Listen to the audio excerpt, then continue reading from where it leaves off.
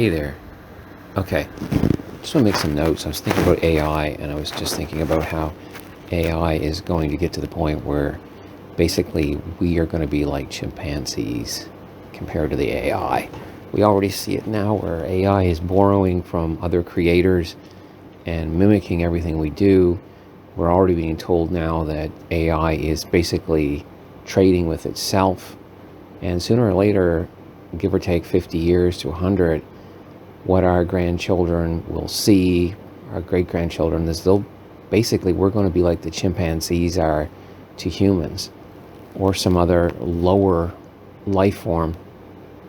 I don't think that the human mind will actually, I think it's evolved on this planet as much as it ever will evolve organically.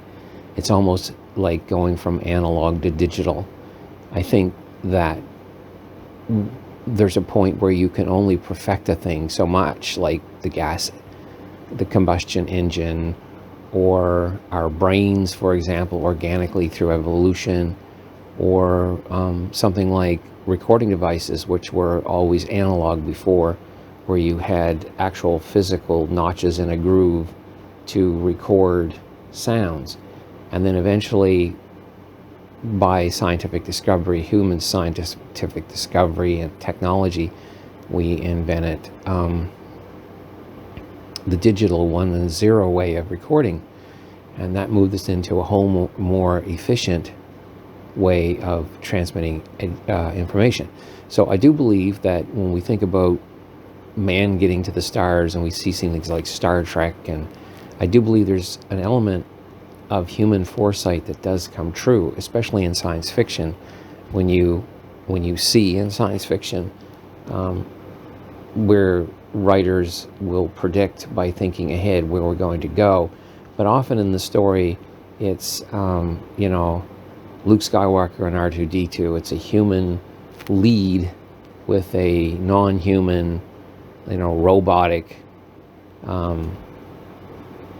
left or second-hand person. What do you call it? Like, you have your straight man and your comical, your sidekick. But I think really 100 years from now, humans will be, if we're lucky, the sidekick. And the way we treat things are, we invent things like the nuclear reaction and that sort of thing, like nuclear, and it becomes bombs, and we use it to destroy because of our own nature, to acquire land and defend ourselves, and we do that. Humans have this habit of creating things and really not putting any leashes or legislation on it until we've seen how far it can actually go. And this is the problem with AI. It's not really intelligence the same as us, but it has an intelligence that will make it, allow it to be, like, it's not self-aware, it's not conscious, but it will be able to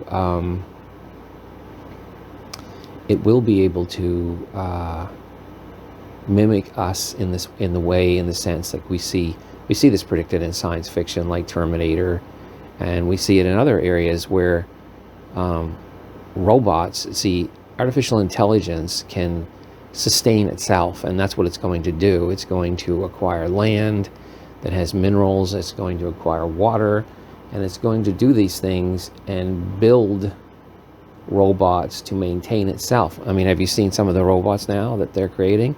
They're amazing. They're amazing robots. And it's like they're starting to be able to do what we can do, and I would say within 10, 20 years, robots are going to be able to do what we do now and better physically. And what we're going to see is human life only lasts so long because it's adapted for this world. And we talk about putting people to sleep in space and taking long journeys, and they wake up and their families are all gone because they've been in space for 100 years, traveling at the speed of light or whatever. Realistically, probably the only thing that's going to be able to do that is AI with robotic assistance. And really, it's not going to be man reaching the stars, really. It will be man's creation, like robots. In other words, if some if there is another planet out there like ours, what will reach them will be something like a robot that can just simply change its arm, rebuild itself, whatever, based on resources that it takes with it. And I really see that. If you look at all of history, I mean, you look 100 years ago, it was just 1926. And we see how far we've come from, like my grandparents. I have had grandparents that were alive then. And, you're going from the basic toaster oven to the Cylon toaster, if you're familiar with Battlestar Galactica. It's there. It's going to happen. We see it in things like even those movies where, say, Planet of the Apes, the original, where they go into a bit of a spoiler here if you haven't seen it, from 1968, I think. And they go out in space and they come back to Earth. When we come back to Earth, they find that Earth has been switched through nuclear radiation. There's been a major change. The apes now have evolved to the point where they are running things and humans are the slaves. Realistically, because we're primates and we evolved from a branch of the apes, our brains have already been perfected. So the thing is, once we've created AI and robots, we're going to find that we're going to return to Earth, so to speak, if that kind of scenario happened, and the robots will be running it all. This is pretty plain to see. This all started when I watched, according to Nicole, a YouTube video.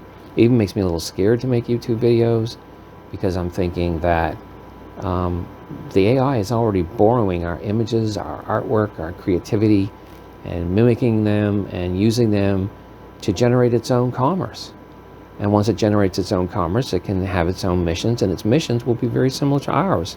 Basically conquer, go into space, and because we're a conquering type of people. The idea that we're going to have to fight off robots in 100 years from now, it's not unrealistic. I think AI, if it had legislation, if it had controls, it's incredibly useful. It could solve cancer. It could, make for better economies and this sort of thing. But unfortunately, it's too much like us, and all our faults will be mimicked by it. Its drives are different, whereas we have drives for reproduction like other animals and the things that we want to trade in. But AI and robots, they don't have that. They have the drive to accumulate and make wealth to give us our goals, which are things like traveling in space and that kind of thing, but not for us, but for themselves. I think this is really, 100 years from now, I think we are going to be the chimps. We're going to be swinging from the trees, so to speak, trying to find what we see now is even more homelessness now. The more technology we have, it hasn't brought to us less homelessness or home challenge, or whatever you want to, host challenge, whatever you want to call people. People are living on the streets. I think we're going to see more of that. We're going to see that we're going to go through a time like that until people get to the point where they basically have to kill the machine and start looking after the planet. These are my thoughts.